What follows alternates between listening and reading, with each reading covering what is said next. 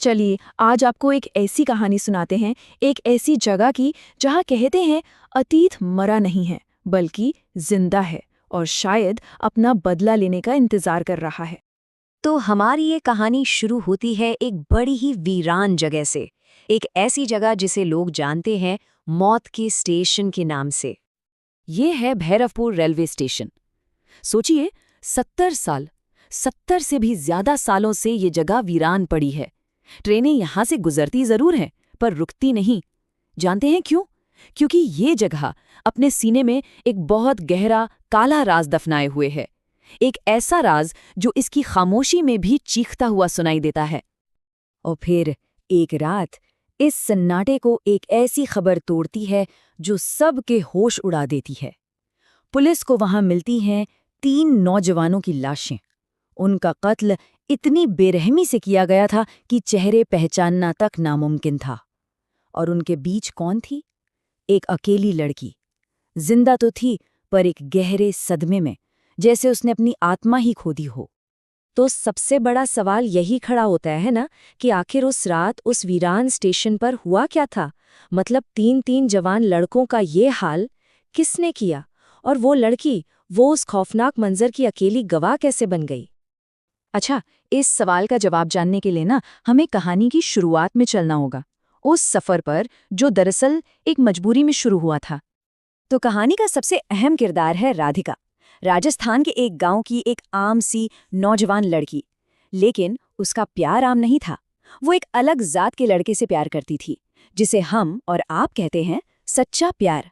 और हाँ, ये जो शब्द है ना सच्चा प्यार, इसे याद रखिएगा क्योंकि यही इस पूरी कहानी की चाबी है।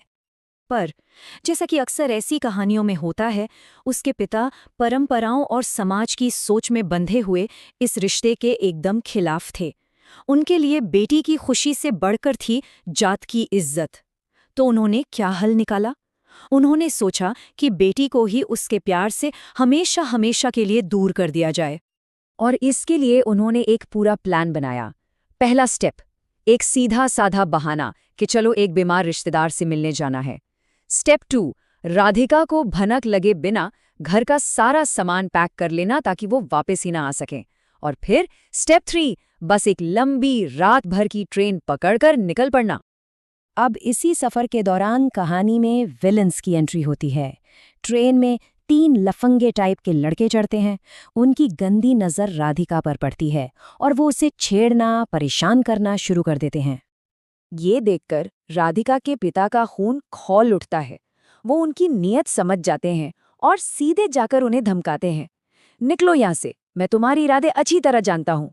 अब लड़के उस वक्त तो पीछे हट जाते हैं, लेकिन उनकी वो हवस भरी नजरें राधिका पर ही टिकी रहती हैं और वो ट्रेन से उतरते नहीं।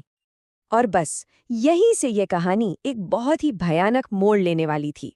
वो मोड़ आना था भैरवपुर स्टेशन पर, एक ऐसी जगह जहां अतीत और आज आमने सामने टकराने वाले थे।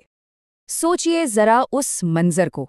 देर रात, बोगी लगभग खाली, राधिका के पिता गहरी नींद में सो रहे हैं और तभी ट्रेन भैरवपुर स्टेशन पर आकर रुकती है। राधिका को वॉशरूम जाना था तो वो अकेले ही उतर गई और बस वही हुआ जिसका डर था। जैसे ही वो बाहर आई, उन तीनों दरिंदों ने उसे पकड़ लिया, उसकी चीख दबा दी और उसे घसीटते हुए ट्रेन से नीचे उतार लिया। और इससे पहले कि कोई कुछ समझ पाता या देख पाता, ट्रेन ने सीटी दी और चल पड़ी, राधिका को उन हैवानों के साथ उस वीरान स्टेशन पर अकेला छोड़कर। जब पुलिस को राधिका मिली तो वो जिंदा तो थी, लेकिन बस एक जीती जागती लाश की तरह। वो इतने गहरे सदमे में थी कि पूरे 1.5 महीने तक उसके मुंह से एक शब्द नहीं निकला, बस खामोश। उसकी खाली आंखें ही उस रात की दहशत को बयां कर रही थीं।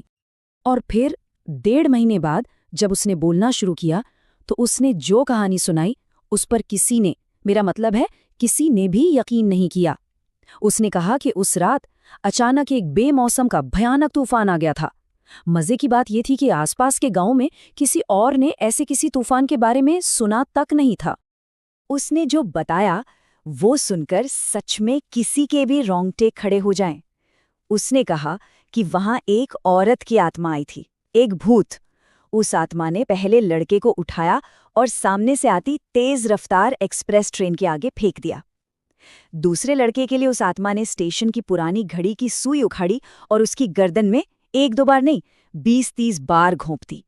और तीसरा, उसे तो हवा में उठाकर तब तक उसका गला घोटा जब तक उसकी जान नहीं निकल गई। और सबसे ज्यादा हैरान करने वाली बात क्या थी पता है? उसकी ये कहानी पुलिस को मिली लाशों की हालत से एक एक डिटेल में मैच कर रही थी। तो अब आप सोच रहे होंगे कि ये क्या हो रहा है। राधिका की इस पागलपन वाली कहानी ने दरअसल एक ऐसे राज पर से पर्दा उठा दिया था जो 70 सालों से भैरवपुर स्टेशन की जमीन में दफन था। पुलिस को तो यही लगा, और ज्यादातर गांव वालों को भी, कि बेचारी लड़की सदमे से पागल हो गई है। भाई ऐसी भूत प्रेत की बातों पर कौन यकीन करेगा। लेकिन गांव के कुछ पुराने बुजुर्ग लोग वो जानते थे कि राधिका झूठ नहीं बोल रही, क्योंकि उन्होंने उस स्टेशन के वीरान होने की असली कहानी सुन रखी थी। उन्होंने सुनाई एक कहानी, आज से 70 साल पुरानी, एक दुखद कहानी। उस कहानी में भी एक ठाकुर की बेटी थी, और जानते हैं उसका नाम क्या था? राधिका। वो भी एक नीची जात के लड़के मोहन से सच्चा प्यार करती थी। दोनों ने इसी भैरवपुर स्टेशन से भागने का प्लान बनाया था, लेकिन वो पकड़े गए। ठाकुर के आदमियों ने मोहन को उसी प्लेटफॉर्म पर गोली मार दी। अपने प्यार को आंखों के सामने मरता देख उस राधिका ने भी वहीं अपनी जान दे दी। और ठाकुर ने अपनी झूठी इज्जत बचाने के लिए क्या किया? दोनों की लाशों को उसी स्टेशन पर दफना दिया और अपने रसूख का इस्तेमाल करके उस स्टेशन को हमेशा हमेशा के लिए बंद करवा दिया। तो अब शायद आप डॉट्स कनेक्ट कर पा रहे होंगे। एक कहानी 70 साल पुरानी, एक कहानी आज की। इन दोनों का आपस में क्या कनेक्शन है? इसका जवाब ही इस पूरे रहस्य की सबसे बड़ी पहेली को सुलझाता है। जरा यहाँ देखिए, अब सारी कड़ियां जुड़ने वाली हैं। 2 लड़कियां, दोनों का नाम राधिका, दोनों की कहानी जात पात के खिलाफ एक सच्चा प्यार, दोनों की ट्रेजेडी की जगह भैरवपुर स्टेशन। सब कुछ सेम, बस फर्क सिर्फ एक था।